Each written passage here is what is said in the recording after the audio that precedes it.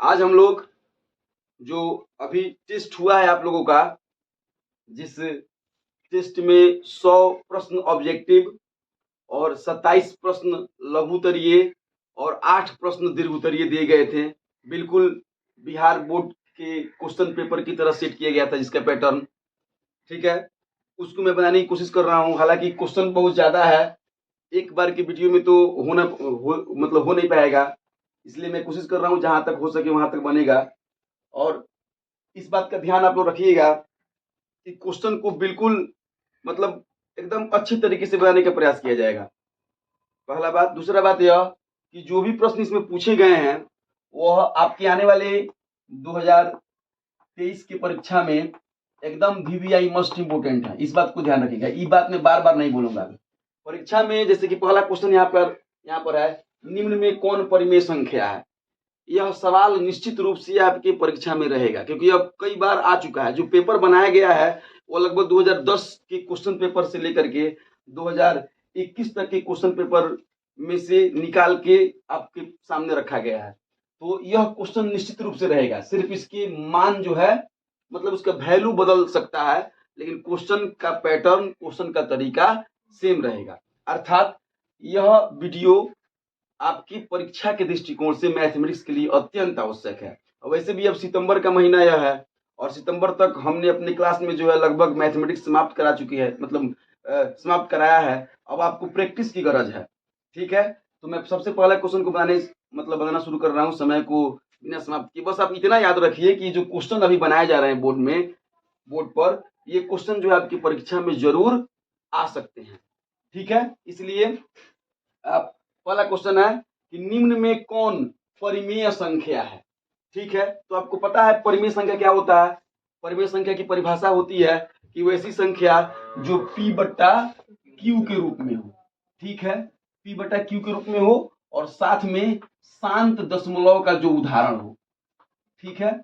इसके विषय में हम पहले बात कर चुके हैं, आज भी थोड़ा बहुत समझाने का हम प्रयास करेंगे। तो यहाँ पर जो आपका है √3 जो है एक ऐसा संख्या है जिसका दशमलव निरूपण यदि आप करते हैं तो इसका दशमलव निरूपण अशांत अनावर्ती दशमलव के रूप में आएगा। मतलब यह हुआ कि √3 के यदि आप वर्गमूल निकालते हैं तो यह पूरा पूर्ण रूप से विभाजित नहीं होगा और संख्याओं को दोहराएगा भी नहीं। दशमलव के बारे में आपको पढ़ाया गया होगा, तो बताया गया होगा, थोड़ा देख लीजिए। क्योंकि जब वीडियो को बनाया जा रहा है, दशमलव जो होता है वह 2 प्रकार का हो गया, एक शांत, ठीक है, और दूसरा अशांत।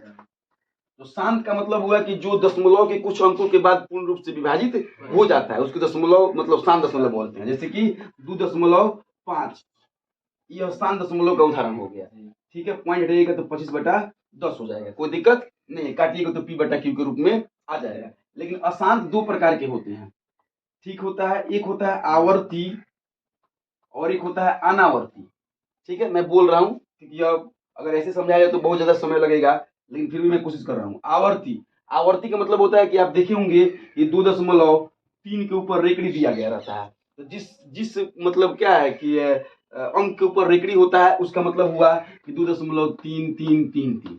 यह आवर्ती हो रही है, पुनरावृत्ति हो रही है संख्याओं की, तो इसको भी परिमेय संख्या में ही रखा जाता है। याद रखिएगा इस बात को।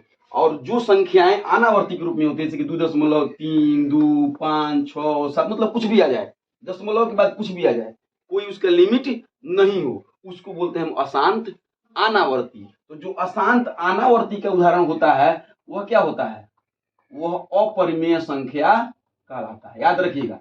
अब यह चीज जो आपको 9वीं वर्ग में भी सीखना है, 10वीं में भी सीखना है, हालांकि 7वीं से ही इसकी शुरुआत है। समझ रहे हैं बातों को। अर्थात जो उदाहरण अशांत अनावर्ती का होगा वह अपरिमेय संख्या होगा। आ रहा बात आप लोग समझ में?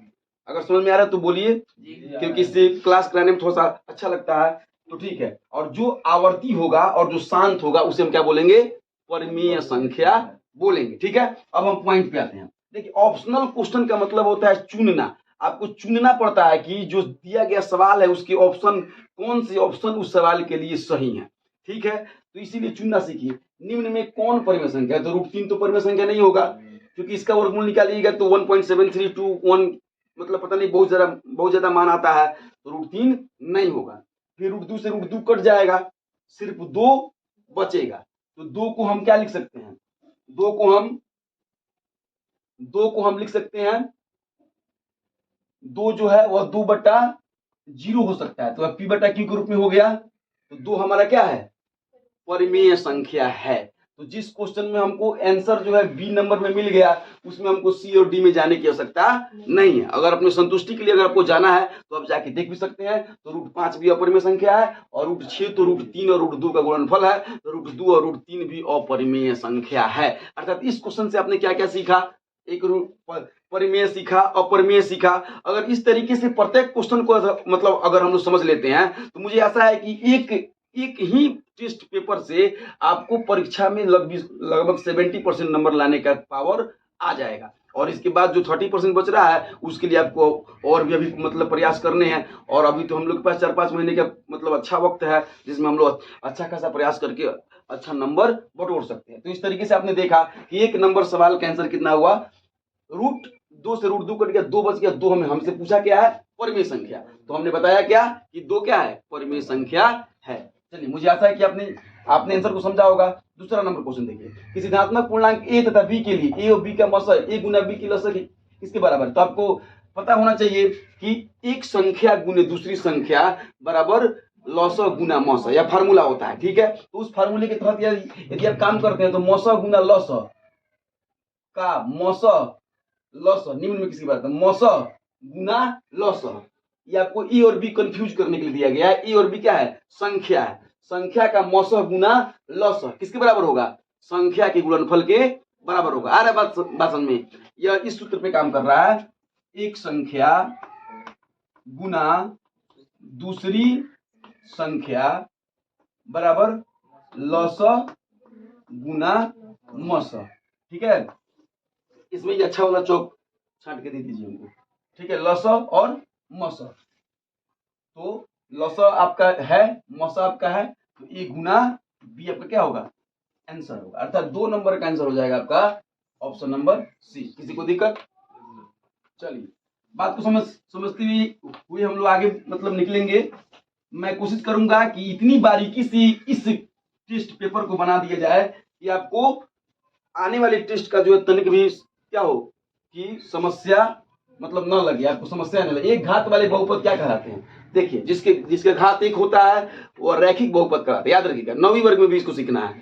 जिसका घात 1 है क्या कहलाता है, रैखिक बहुपद। याद रहेगा, गुड। चलिए, तो इसका आंसर हो जाएगा रैखिक बहुपद, ऑप्शन नंबर सी आंसर। चलिए, ठीक है। तीसरा नंबर क्वेश्चन है कि घात वाले बहुपद, सॉरी 3 तो हो गया, 3 का सी हो गया, दूसरा का भी सी होगा, तीसरा का भी सी होगा। चलिए, चौथा नंबर क्वेश्चन है, बिंदु 2 और 3 की दूरी मूल बिंदु से होगी। बिंदु 2 और 3 की दूरी मूल बिंदु से, जैसे कि मान लीजिए मूल बिंदु हो गया, तो मूल बिंदु का निशान क्या होता है, याद रखिएगा। बहुत जरूरी क्वेश्चन है, आपके परीक्षा में पूछे जा सकते हैं कि मूल बिंदु का निर्देशांक क्या होता है। 9वीं में भी है, 10वीं में भी है। प्रत्येक क्वेश्चन 9वीं 10वीं का एकदम लगभग क्या है कि 70% सिलेबस जो आपका सेम है।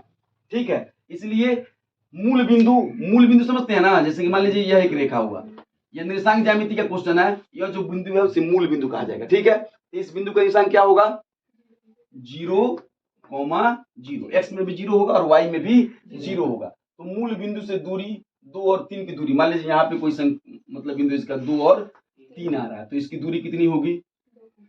ठीक है, तो इसकी दूरी जो है अब निकालना पड़ेगा दूरी सूत्र का प्रयोग करते हुए। दूरी सूत्र मैं जो भी बना रहा हूं आपको वीडियो रोक करके फिर समझना होगा। दूरी सूत्र का मतलब क्या होता है, अभी x1 हो गया, y1 हो गया, x2 हो गया, फिर y2 हो गया। तो x1 माइनस x2 का whole square plus y1 minus y2 का होल स्क्वायर। ठीक है, सूत्र होता है दूरी सूत्र बराबर x1 अर्थात 0 माइनस 2 का होल स्क्वायर प्लस 0 अर्थात 3 का होल स्क्वायर। किसी को दिक्कत नहीं। तो 2 दूनी 4, 2 दूनी 4, 3 तरीके 9 अर्थात √13 इसका आंसर होगा। अब देखिए, यह दूरी सूत्र जो है मूल बिंदु से जब भी दूरी निकालना होता है तो डायरेक्ट आप यह भी सूत्र लगा सकते हो, √x² प्लस y²। यही आ रहा है x² प्लस y²।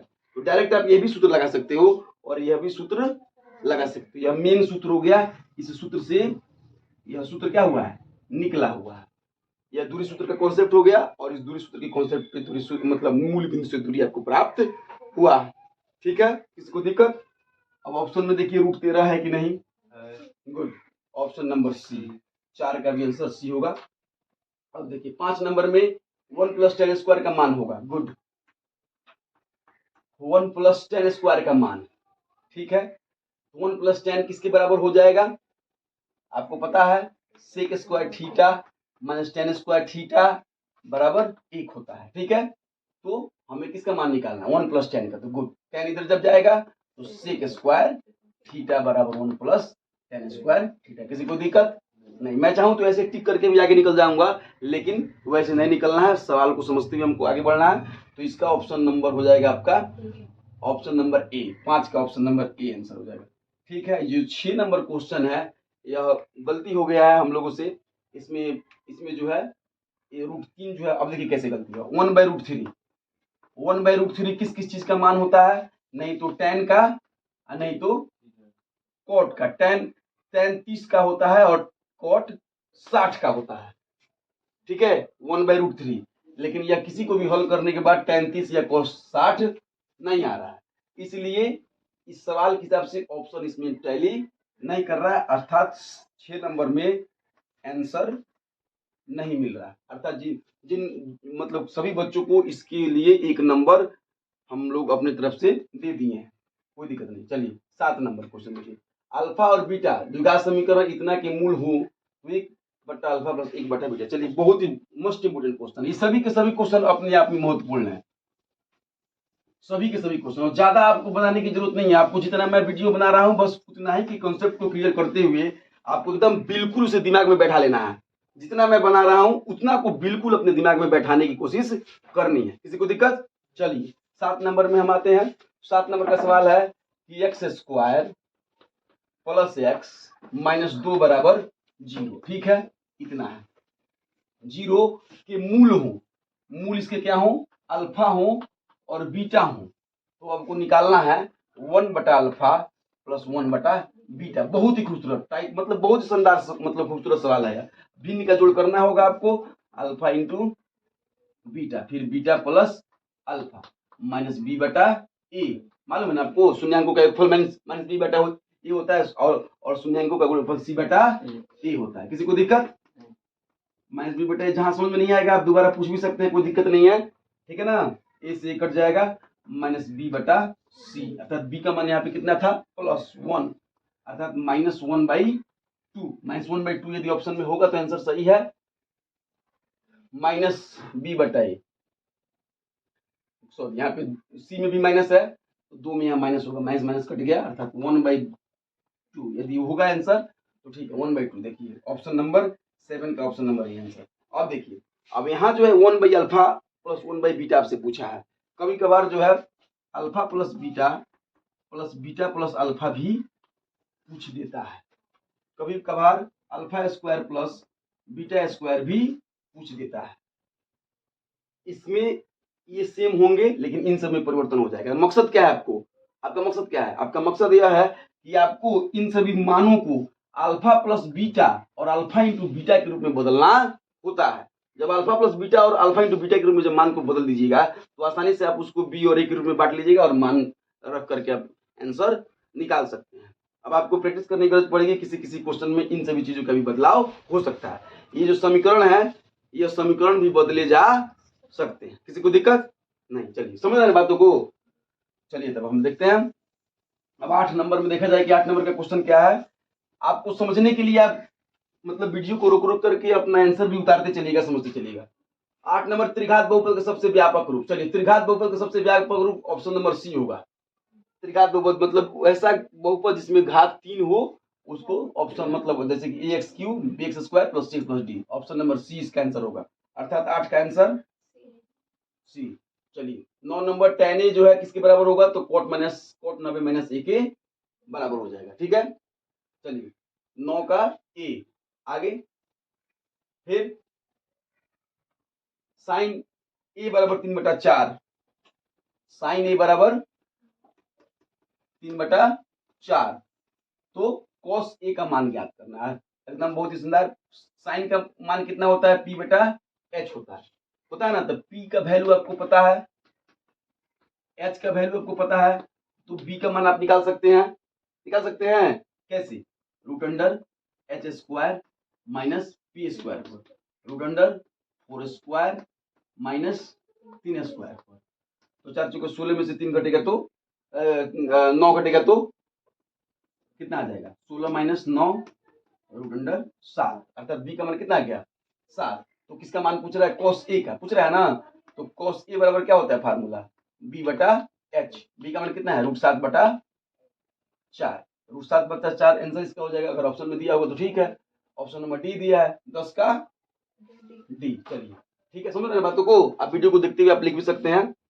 11 नंबर में ये, यदि बहुपद इतना के शून्यांक अल्फा और बीटा हो तो अल्फा इंटू बीटा ए और बी का मान कहते हैं। देखिए कितना खूबसूरत क्वेश्चन, मैंने कहा था ना आपको कि चेंज हो सकता है, इस टाइप के क्वेश्चन निश्चित रूप से परीक्षा में आएंगे। यह बहुपद हो गया, ठीक है, इसके शून्यांक हो गए ए और बी, तो आपको ए गुना बी बताना है। ए गुना बी का फॉर्मूला क्या लगा था हमने, पहले अभी लगाया था सी बटा ए। इतनी बारी प्रैक्टिस हो जाएगी ना कि आपको ऐसे याद हो जाएगा। यदि आप सिर्फ ऐसे ही देखते रहो तो आपको बिल्कुल याद हो जाएगा। अगर आप सिर्फ मेरे टेस्ट पेपर के वीडियोस को देखते रहो, जो भी मेरी मतलब मैं टेस्ट लूंगा और मैं सभी टेस्टों का वीडियो बनाऊंगा, तो आपका काम मैथमेटिक्स में 70-80% तक चला जाएगा। और आप खुद से अगर मेहनत किए होंगे, पढ़े होंगे, तो आपको और भी बेहतर नंबर प्राप्त हो सकता है। सी बटा ए, सी आपका 5 बटा ए। इस सवाल का आंसर 5 होना चाहिए। मतलब अगला पेज जो हम लोग देखेंगे, हाँ चलिए यही है।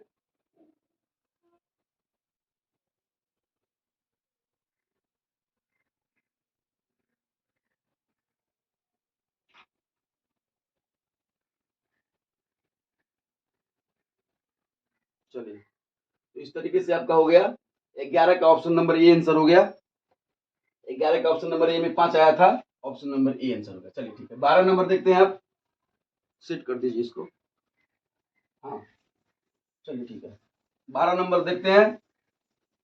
समझ रहे ना बातों को।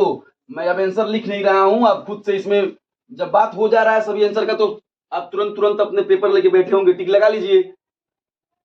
ठीक है, नई पेपर लेके बैठे हैं तो क्वेश्चन यहाँ लिखा हुआ है, यहाँ से क्वेश्चन देख के लिख लीजिए। जब तक मैं बना रहा हूँ तब तक फिर समझ लीजिए। आप कैसे कीजिएगा, आप खुद से भी कुछ प्रयास कीजिए। तो 11 का आंसर ये हो गया। 12 नंबर, 12 नंबर बहुत ही खूबसूरत क्वेश्चन है। 9 यहाँ पे दोनों में कॉमन है, 9 को बाहर निकलेगा, sec square theta minus ten square बराबर एक होता है। आपको पता होना चाहिए, सूत्र में आपको बताया गया होगा, sec square theta minus ten square बराबर 1, और 1 से 9 में गुना कीजिए तो इसका आंसर हो जाएगा 9। अर्थात 12 नंबर क्वेश्चन का आंसर हो गया 9। अगर ऐसे भी अगर आप कोई अगर क्वेश्चन आपके दिमाग में है और 9 आपको याद है, अगर आपको बनाने का भी मतलब ढंग नहीं है, तो आपको परीक्षा में आता है तो आप 9 लिखिएगा। ये क्वेश्चन कई बार आ चुका है, ठीक है, मैंने पहले ही आपको बताया था, बार बार इसकी जिक्र नहीं हुआ। 13 नंबर क्वेश्चन देखिए, इसको थोड़ा सा बनाना पड़ेगा। ए स्क्वायर, 12 नंबर का ऑप्शन बी हो जाएगा। ठीक है, जो आपको दिक्कत हो आप पूछ भी सकते हो, कोई दिक्कत नहीं है। आप लोग जो लोग क्लास में मौजूद हो वो लोग पूछ भी सकते हो, जो लोग वीडियो देख रहा है वो लोग कमेंट करके भी पूछ सकता है। चलिए, A square P square X square minus Q square बराबर 0 है। ठीक है, तो के मूल बताने हैं, मूल। तो मूल निकालने के लिए क्यू स्क्वायर इधर माइनस में तो इधर जाएगा तो प्लस में हो जाएगा। A square P square X square बराबर क्यू स्क्वायर। ठीक है, अभी x का मान हमको निकालना पड़ता है, आपको पता है द्विघात समीकरण में x को ऐसे ही जेम का त्योर आने देंगे।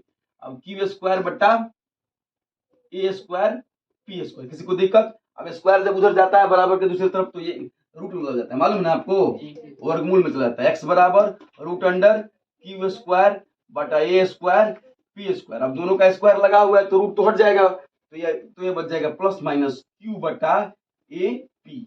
जब रूट हटता है तो प्लस माइनस लगा दिया जाता है, याद रखिएगा क्यों लगाया जाएगा। अगर इतना डीपली में जाया जाए तो बस मतलब क्वेश्चन समाप्त हो चला। फिर इसकी विषय में बात होगी, जब वर्गमूल जब हम पढ़ाएंगे तो उसमें आपको बताए होंगे, या फिर कोई पढ़ाएंगे तो बताएंगे। तो इसका आंसर आपका आएगा प्लस माइनस ए बटा पी, अर्थात ऑप्शन नंबर डी। 13 का आंसर हो जाएगा ऑप्शन नंबर डी। किसी को दिक्कत। चलिए आगे हम देखते हैं 14 नंबर क्वेश्चन। 14 नंबर क्वेश्चन में अगर इसको उतारना होगा तो आप लोग वीडियो को रोक के उतार लीजिएगा, नहीं तो आपको बाद में समझ में नहीं आएगा। सिर्फ ऑप्शन टिक करने से फायदा नहीं है, समझने में फायदा है।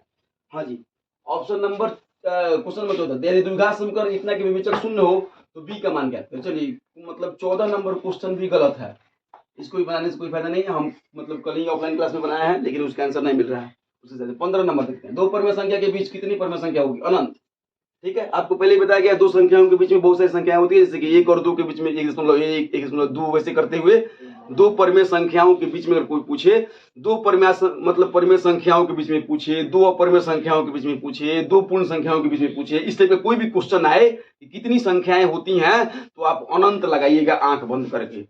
ज्यादा आपको सोचने विचारने की गरज नहीं है, आप जिस तरीके से है उस तरीके से आप अनंत लगा सकते हैं। ये सब पॉइंट है, एक ट्रिक है जिसके माध्यम से आप एक नंबर आसानी से बटोर सकते हैं। जहां कहीं भी संख्याओं के बीच संख्याओं की बात की जाए, संख्याओं की संख्या की बात की जाए, वहां आप क्या लगाइएगा? अनंत। किसी को दिक्कत नहीं? चलिए, तो इसी के साथ जो है 15 नंबर का आंसर हो जाएगा ऑप्शन नंबर डी। 16 नंबर, किसी बिंदु की x अक्ष से दूरी उसी बिंदु का क्या कहलाती है? किसी बिंदु से x अक्ष से दूरी, देखिए मान लीजिए कोई बिंदु है x अक्ष से, x अक्ष, यह x अक्ष हो गया, x अक्ष से दूरी क्या कहलाती है? x अक्ष से, भाई x अक्ष हो गया, अब इस बिंदु से दूरी क्या कहलाएगी? तो भुज कहलाएगी। किसी को दिक्कत नहीं? भुज, ये तो 9वीं वर्ग में आपको पढ़ना था, भुज। भुज ऑप्शन नंबर ए। 16 का answer option number A. Euclid algorithm को धनात्मक, रुकिए हाँ चलिए ठीक है, यूक्लिड एल्गोरिथम दो धनात्मक पूर्णांकों के निम्न में किसकी परिकलित करने का तकनीक है? यूक्लिड से क्या निकालते हैं आप? मौसा निकालते हैं। ये कोई सवाल है? सवाल के नाम पे बिल्कुल कलंक है। यदि आपने पहले लेसन को अच्छे से पढ़ा होगा तो आसानी से आप इसका जवाब दे दीजिएगा। यूक्लिड विभाजन प्रमेय का प्रयोग करके क्या निकालते हैं? मौसा निकालते हैं, बस। तो मौसा इसका आंसर होगा ऑप्शन नंबर बी आंसर। चलिए 18, बिंदु इतना और इतना को मिलाने वाले रेखाखंड का मध्य बिंदु ज्ञात कीजिए। खूबसूरत क्वेश्चन। देखिए बिंदु इतना और इतना, मध्य बिंदु निकालना है। एक रेखा हो गया। निर्देशांक ज्यामिति का ये क्वेश्चन है पी और क्यू। देखिए क्वेश्चन सेट बनाने से बहुत ज्यादा फायदा है। सारा चैप्टर एक साथ क्या होता है आपका? रिवीजन होता है। समझ रहे बातों को? पूरा चैप्टर एक साथ रिवीजन होता है। हाँ, तो पी और क्यू हो गया। पी और क्यू का, पी का मान हो गया आपका -2 और ये हो गया 8, और क्यू का मान कितना हो गया? -6 और -4। अब मध्य बिंदु निकालना है। तो जब मध्य बिंदु निकालना हो तो सीधा सूत्र होता है x1 + x2/2। याद रखिएगा, मध्य बिंदु के लिए सूत्र होता है, पहले भी आपको पता होगा। मध्य बिंदु x1 + x2/2 और y1 + y2/2। ठीक है, x1 का मान आपका कितना है? -2 + -6/2, फिर 8 + -4/2। तो 6 और 2 में 2 माइनस है तो -8/2 और फिर 4/2। किसी को दिक्कत? 4 2 अर्थात -4 और 2 आना चाहिए आंसर। दिया ऑप्शन में -4 और 2। किधर है? क्वेश्चन नंबर था 18। Good, option number B. ठीक है, 18 ऑप्शन नंबर बी आंसर होगा। किसी को दिक्कत नहीं? नहीं होनी चाहिए कोई दिक्कत, क्योंकि बिल्कुल एकदम साफ है। बात को मैं बना के भी दिखा दे रहा हूँ आपको। अगर अब भी आपको नहीं आता है तो आपको फिर से मैथ बनाने की जरूरत है। आप 3 महीने आपके पास टाइम है, 4 महीना फिर से भी मैथ बना सकते हैं। आप जहाँ कभी पढ़ते हो, जैसे ही पढ़ते हो, फिर से दोबारा बनाने की आपको आवश्यकता है। तो बना लीजिएगा, कोई दिक्कत नहीं, बन जाएगा, उसमें कोई प्रॉब्लम नहीं है। द्विघात बहुपद इतना के शून्यंक, देखिए एकदम खूबसूरत क्वेश्चन। x² - 3 = 0 के शून्यंक कैसे निकालेंगे? तो x², 3 इधर चला जाएगा, x बराबर, मैंने कहा अभी कि वर्ग जब उधर जाएगा तो रूट में होगा, √3, और रूट में प्लस माइनस दोनों छिपा होता है, अर्थात शून्यंक हो जाएगा +-√3। तो गुड, इसमें देखिए +-√3। गुड, यहाँ पे है -√3 + √3। तो ऑप्शन नंबर बी आंसर, 19 का ऑप्शन नंबर बी आंसर। किसी को दिक्कत? 20 नंबर जो सवाल है, इसमें पूछा जा रहा है कि सभी वर्ग होते हैं। तो सभी वर्ग क्या होते हैं? समरूप होते हैं। सभी वर्ग समरूप होंगे, सभी समबाहु त्रिभुज समरूप होंगे, सभी वृत्त समरूप होंगे। याद रखिएगा, कहीं वर्ग की जगह पे वृत्त पूछ दिया तब भी समरूप आप डालिएगा, और अगर त्रिभुज पूछ दिया, समबाहु त्रिभुज पूछ दिया तब भी आप समरूप डालिएगा। क्यों होंगे? क्योंकि समबाहु त्रिभुज है तो प्रत्येक भुजाएं बराबर होंगी। जब प्रत्येक भुजाएं बराबर होंगी तो प्रत्येक कोण 60 डिग्री का होगा, निश्चित है। तो इसलिए कोई भी समबाहु त्रिभुज, सब समबाहु त्रिभुज आपस में बराबर होगा, चाहे वह कितना भी बड़ा हो, चाहे वह कितना भी छोटा हो। समझ ना बातों को? उसी प्रकार वर्ग जब होगा तो सभी कोण उसके 90-90 डिग्री के होंगे। बना के दिखा दें। मान लीजिए यह वर्ग है, छोटा है लेकिन सारा 90 डिग्री का कोण तो है। यह बड़ा वर्ग है, बड़ा है, फिर भी सब 90 डिग्री कोण भी तो है। अगर समरूप होने के लिए अमाप बराबर होने की आवश्यकता नहीं है, सिर्फ कोण बराबर होगा तब भी काम हो जाएगा। और सर्वसमता के लिए मतलब अमाप भी और आकार भी दोनों बराबर होने चाहिए। मैंने इसके लिए आपको वीडियो बना करके आपको बताया भी था। अर्थात सभी वर्ग क्या होंगे? समरूप होंगे, अर्थात 20 नंबर का आंसर ए होगा। चलिए 21 नंबर, √3 सेक थीटा बराबर 2, तो सेक थीटा बराबर 2/√3। तो सेक कितना का मान 2/√3 होता है?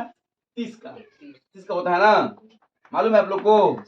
गुड। तो सेक 30 रख दीजिएगा, तो सेक से सेक खत्म, अर्थात थीटा बराबर कितना आ गया? 30 डिग्री। तो इसमें 30 डिग्री आंसर दिया है। हाँ, ऑप्शन नंबर बी, 21 का ऑप्शन नंबर बी। किसी को दिक्कत नहीं? चलिए अब 22 देखते हैं। यदि tan थीटा बराबर √3, तो थीटा का मान क्या होगा? tan थीटा बराबर √3, तो tan कितना का मान √3 होता है? बताइए। tan 60। हाँ बोलिएगा तो आपको भी तो कुछ समझ में आएगा। tan 60, tan खत्म, थीटा बराबर 60 डिग्री। किसी को दिक्कत नहीं? तो 22 का आंसर हो जाएगा आपका कितना? सी। 23 नंबर देखिए, किसी बिंदु से y अक्ष से दूरी, उस बिंदु का क्या क्या कहलाता है? y अक्ष से दूरी होगा, y अक्ष से दूरी होगा तो कोटि कहलाएगा। Option number C answer. Good, very good. चलिए अब 24 नंबर में, दो समकोणित त्रिभुजों की संगत भुजाओं का अनुपात, संगत भुजाओं का अनुपात जो है क्या होता है? इस तथ्य को किसने दिया था? तो इस तथ्य को थेल्स ने दिया था। मतलब समकोणित त्रिभुज के विषय में किसने बताया था? तो थेल्स ने। तो यहाँ पे जो ऑप्शन नंबर है थोड़ा नीचे कीजिए, ऑप्शन नंबर है आपका सी। तो 24 का आंसर हो जाएगा सी। किसी को दिक्कत नहीं? 25 पे देखते हैं। 25 नंबर सवाल हो गया, cos 60 डिग्री प्लस 1 है, cos 60 डिग्री माइनस 1 का मान कितना होगा? cos 60 का मान बताइए जल्दी से। cos 60, चलिए जल्दी कीजिए, आप लोग याद है कि नहीं? cos 60 good. cos 60 का मान 1/2 और फिर 1 और फिर cos 60 का मान 1/2 माइनस 1 घटा दीजिएगा तो आ जाए कितना? यहाँ भिन्न का जोड़ाता है ना आपको, 2 प्लस 1 फिर 2 माइनस 1, तो 3/2। इधर गुना 2 चला जाएगा, नीचे 1 बच जाएगा। सुन रहे हैं? 2 से 2 खत्म, 3 आंसर होगा। ठीक है, किसी को दिक्कत? 3 ऑप्शन नंबर सी है इसमें, मतलब 3 है किसमें? किसमें है? 25 का ऑप्शन नंबर सी। गुड, 25 का ऑप्शन नंबर सी आंसर। किसी को दिक्कत? ठीक है, चलिए आगे। 26, दो समरूप त्रिभुज की भुजाओं का अनुपात 4:9 है, तो उसके क्षेत्रफलों का अनुपात बताना है। 4:9, जब भुजा 4:9 है तो क्षेत्रफल क्या होता है? वर्ग के बराबर होता है, याद रखिएगा। भुजा क्या होता है? जब भुजा का अनुपात दिया होता है तो क्षेत्रफल वर्ग के अनुपात के बराबर होता है। इस बात को याद रखिएगा और इसको हमेशा समझिएगा। इसमें जो इसका कॉन्सेप्ट है, या इस कॉन्सेप्ट में सभी देखिए गणित के सवाल है, यह सभी के सभी किसी न किसी कॉन्सेप्ट पे आधारित हैं। तो इसका जो कॉन्सेप्ट होता है वो यह होता है कि समरूप त्रिभुज किससे? DEF से। ठीक है, तो ऐसी स्थिति में चौक दीजिए। ऐसी स्थिति में होता है, यदि दो त्रिभुज आपस में समरूप होते हैं तो उसका जो क्षेत्रफल होता है उसका अनुपात जो है वह क्या होता है? भुजाओं के वर्गों के अनुपात के बराबर होता है। इस बात को आप याद रखिएगा हमेशा, क्योंकि इसके ऊपर आपके सवाल हमेशा बनते रहेंगे। AB/D के वर्गों के बराबर होता है। तो यहाँ पर जो है क्या है कि AB 4 है आपका और DE कितना है? 9 है। तो इसका वर्ग निकालिए कितना हो जाएगा? 4 चौके 16 और 9 9 81। 16:81 क्या हो जाएगा आपका? आंसर हो जाएगा। तो ऑप्शन नंबर सी आंसर होगा। 3, सेक स्क्वायर ए बट्टा 1 प्लस कोट स्क्वायर ए किसके बराबर होगा? सेक स्क्वायर ए बट्टा 1 प्लस कोट स्क्वायर ए किसके बराबर होगा? ठीक है, तो सबसे पहले सेक स्क्वायर ए का तो मान ठीक है। यहाँ पे 1 प्लस कोट स्क्वायर बराबर कितना होता है? फार्मूला मालूम है आपको? नहीं मालूम है? देखिए कोट के लिए एक फार्मूला क्या होता है? Cosec square theta minus cot square theta बराबर 1 होता है ना ऐसा। जब इधर माइनस में मतलब उधर जाएगा तो प्लस में होगा।